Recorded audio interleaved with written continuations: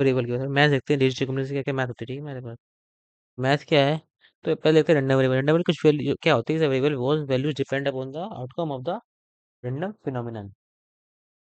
And another definition क्या है इसकी? कि random variable is a rule that assign a numerical value each outcome in a sample space, ठीक है। तो इसे रैंडम वैल्यू कोई भी वैल्यू हो सकती है, ठीक है, मतलब इसकी वैल्यू डिपेंड करती है आउटकम पे। जैसे हेड टेल हो गया, और हेड टेल को क्या करते हैं हम, तो मैच करते हैं किससे? एक रियल वैल्यू से मैच कर देते हैं उसको, ठीक है, तो रियल वैल्यू से मैचिंग होती है। और उसकी क्या प्रोबेबिलिटी हो सकती है, मतलब तो मैचिंग है, चलिए ठीक है, रैंडम वेरिएबल इसकी एक आउटकम की टू द रियल वैल्यूज, ठीक है। आगे देखते हैं।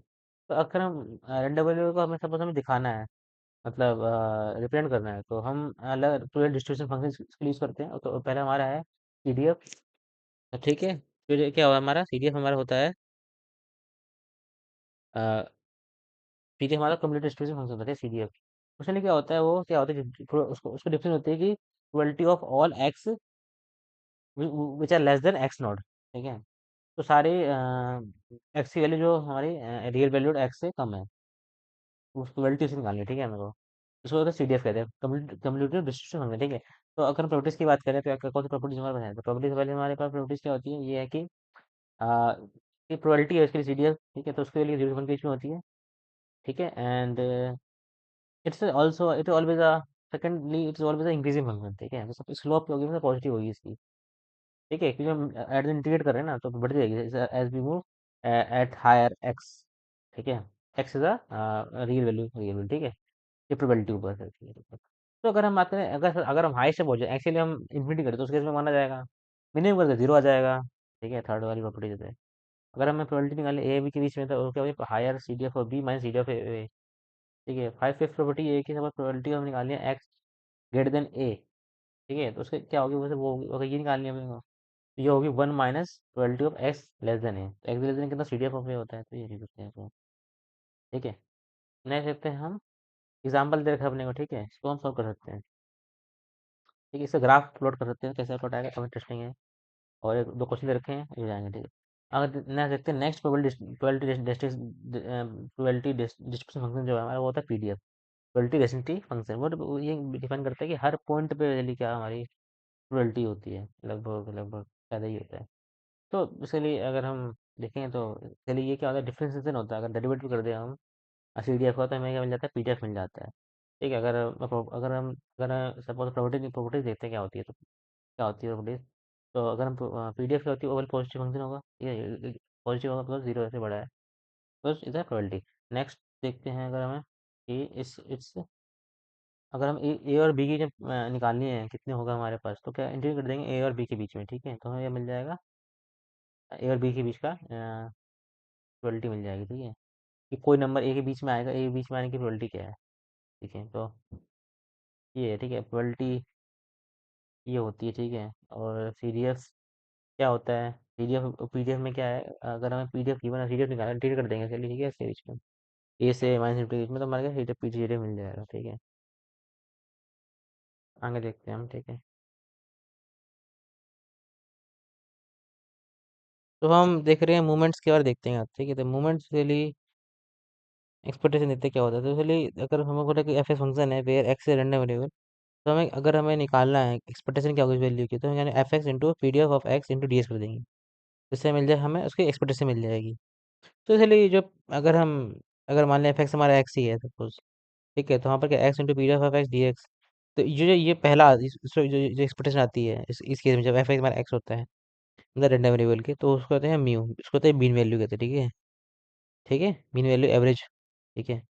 सेकंड अगर हम क्या करें, अगर हम ये मूवमेंट से फर्स्ट मूवमेंट बेसिकली, ठीक है, सेकंड मूवमेंट क्या होगा? जब एस एफ एक्स कितना होगा? एक्स कैपिटल होगा, और expectation of X square equal to क्या होगा? X square into P D F of X D X, second movement आ जाएगा, ठीक है हमारा ये। थर्ड मूवमेंट के लिए क्या होगा? थर्ड मूवमेंट क्या होगा? फंक्शन हमारा एक्स क्यूब हो जाएगा, और similarly X cube P D F of X D X आ जाएगा, ठीक है। और एन मूवमेंट निकालना, तो फॉर्मूला क्या हो जाएगा? सेम सिमिलरली फॉर्मूला हो जाएगा। अगर हम बात करें कि दूसरी चीज़ें की, है ना, तो अगर बात करें हम एफ एक्स, अगर मान लें हमारा फंक्शन हमारा X minus mu square N है, इसको होते हैं सेंट्रल मूवमेंट कहते हैं, ठीक है। तो इसमें क्या होता है, अगर हम तो X minus mu raised to power N हमारा फंक्शन हमारे पास ये है, तो वहाँ पर क्या आ जाएगा? एक्स एक्स माइनस म्यू की power N P D F of X D X आ जाएगा, ठीक है। इसको कहते हैं सेंटर मूवमेंट कहते हैं इसको, एन सेंटर मूवमेंट। तो वन हो जाएगा, फर्स्ट सेंटर मूवमेंट आ जाएगा, सेकंड में सेंटर मूवमेंट आ जाएगा। सेकंड सेंटर मूवमेंट जो होती है वो काफ़ी फेमस है, और उसका मीनिंग है वेरिएंस कहते हैं, ठीक है इस वाले को। ठीक है, याद रखते हैं इसको, सेंटर मूवमेंट को। और ठीक है, सेंटर कहता है सेंटर के अबाउट कितना चेंज हो रहा है हमारे दिखाता है ये। ठीक है, तो आगे बढ़ते हैं तो हमारे पास उसमें लिए अगर केस माने एंगुलर टू वाला, तो वहाँ पर वेरिएंस आता है। तो ये होता है ई इंटू एक्स माइनस मी का होल स्क्वायर। ठीक है, तो और इसको नोट कर देते हैं, हमारा स्टैंडर्ड डेविएशन आ जाता है, ठीक है, रूट करने पर। तो इससे मैंने इसका हम एक फॉर्मूला एग्जांपल दे सकते हैं इसके ऊपर। ये फॉर्मूला गिवन आएगा, पीडीएफ गिवन है अपने को ये।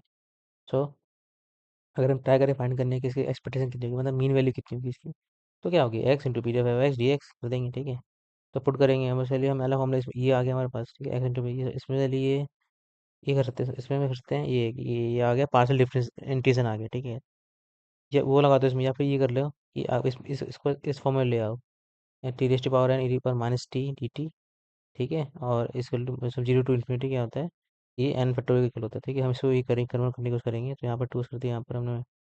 ठीक है, माइनस टू एक्स तो पहले था ही, मतलब इसके इक्वल करने की कोशिश की यहाँ पर। ठीक है, और डी से कितना कर देंगे, उसको भी हम टी होना चाहिए यहाँ पर भी, तो उसका कर देंगे हम टू कर देंगे, मैं चेंज ओवर कर देंगे यहाँ पर हम, तो इसके वजह से 1/2 बाहर आ जाएगा चेंज ओवर वैल्यू करने की वजह से।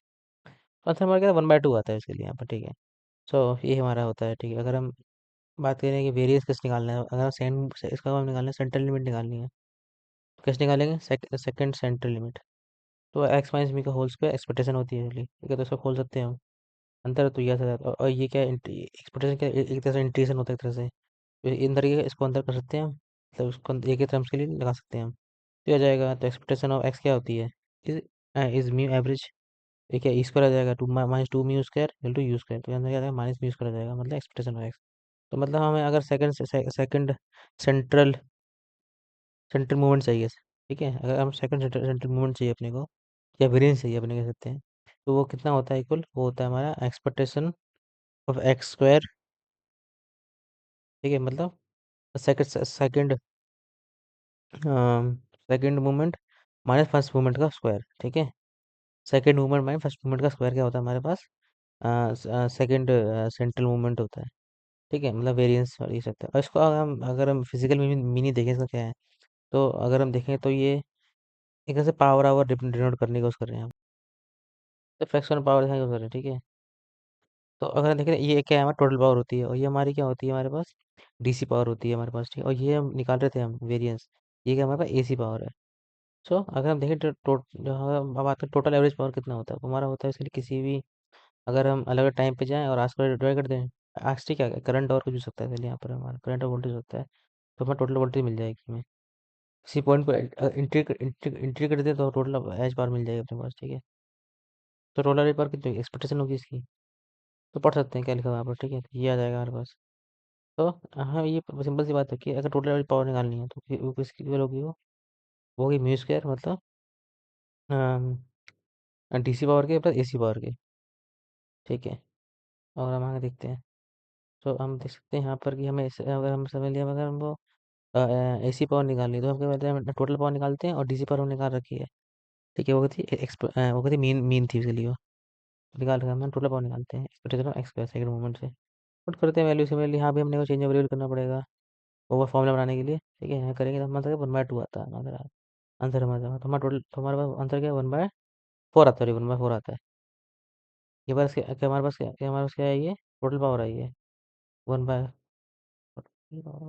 तो हाँ, तो हमें हमने निकाल लिया, हमारी क्या आई टोटल पावर कितनी आई 1/2। हमें पता है कि 1/2 पता है, हम टोटल पावर माइनस कर देंगे हम किस पावर से, डीसी पावर से। डीसी पावर कितनी होगी, चलिए वो डीसी पावर कितनी होगी, एक्सपेक्टेशन ऑफ एक्स का स्क्वायर होगी। ठीक है, 1/4 में इसीलिए, तो ये आ जाएगा हमारा बंदा 1/4 हो जाएगा। तो यहाँ डीसी पावर क्या इक्वल है, ये तो जनरली ऐसे डीसी पावर इसी पावर जो इक्वल होते हैं, किस में होता है, एक्सपोनेंशियल केस में होता है, एक्सपोनेंशियल डिस्ट्रीब्यूशन में होता है। ठीक है, नहीं है, और हम देख सकते हैं। तो अगर हम स्पेशल लाइन फंक्शन की बात करें, वो तो नॉर्मल पीडीएफ गॉसियन डिस्ट्रीब्यूशन कहते हैं इसको। और ठीक है, ये नोइज़ में देखने में मिलता है, उसका फॉर्मूला क्या होता है डिस्ट्रीब्यूशन का, वो ये होता है, ठीक है, 1/√2 पाई, ठीक है, सिग्मा, और एक्स माइनस बी का होल स्क्वायर 2 सिग्मा स्क्वायर। तो इसलिए यहाँ पर जो एक्स है, एक्सपेक्टेड एक्स जो है, वो मी क्या है इसमें, मी सॉरी, हाँ वो मी तो मीन है आ गया हमारा एक्सपेक्टेशन ऑफ एक्स, और सिग्मा क्या है हमारा, variance basically centre limit. Second second central second central moment, okay whatever. तो इसलिए इसका ग्राफ ऐसे बनता है कुछ, और म्यू के जो म्यू के पास पीक होगा इसमें, और ये जो हमारा सिग्मा दिखाता है सेंटर डेविएशन वेरिएंस दिखाता है, कितना खुला हुआ ग्राफ है, देखिए वेरिएंस बड़ा होगा इतना ज़्यादा खुल जाएगा ग्राफ हमारा, ठीक है। ज़्यादा वैल्यू आ सकती है इसके बीच में, मतलब ठीक है। 20 अगर हम बात करें एक थ्योरम की, अगर वो सेंट्रल लिमिट थ्योरम, ठीक है, वो कहती है कि अगर the CLT stated if you symmetry number of random samples of any population the distribution sample mean is will और रिगार्डलेस ऑफ द, ठीक है, ये होता है कुछ। और देखते हैं कॉइन फ्लिप एग्जांपल देखते हैं कॉइन फ्लिप का इसके बारे में, ठीक है। मतलब इसका यही मीनिंग है कि अगर आपके पास बहुत डाटा है, कोई रैंडम डाटा उठाओ बहुत सारे आप कहीं से भी, ठीक है, तो आपके पास जो, अगर अपलोड करो उस रैंडम डाटा को, तो आपके पास क्या मिलता है, नॉर्मल डिस्ट्रीब्यूशन मिल जाता है आपके पास। मतलब कोई भी डाटा आपके पास है, रैंडम है डाटा वो, अब अलग अलग जाके लोगों से बोल रहे हो ये डाटा ये डाटा, तो आपके पास जो बनता है आपके पास, तो वो सेंट्रल आपके पास क्या बन जाता है, नॉर्मल डिस्ट्रीब्यूशन बन जाता है वो, ठीक है। जैसे अब लोग की हाइट जाके एक बंदे की हाइट देख रहे हो आप, नाप रहे हो बहुत लोग की हाइट रैंडमली जाके लोग, तो उस हाइट को आप प्लॉट करो ग्राफ में, आपको पता चलेगा कि जो प्रोबेबिलिटी ऑफ जो PDF मतलब प्रोबेबिलिटी में प्लॉट करोगे, तो पहले है कि जो बहुत सारे लोगों की प्रोबेबिलिटी जो है, वो वो जनरली कुछ भी मतलब प्लॉट होगा वो बीच में आ रहा होगा, मतलब उसमें एक ग्राफ बन रहा होगा आपका, नॉर्मल डिस्ट्रीब्यूशन मतलब पीक आ रहा होगा उसमें, ठीक है। और नेक्स्ट देखते हैं सैंपल स्पेस।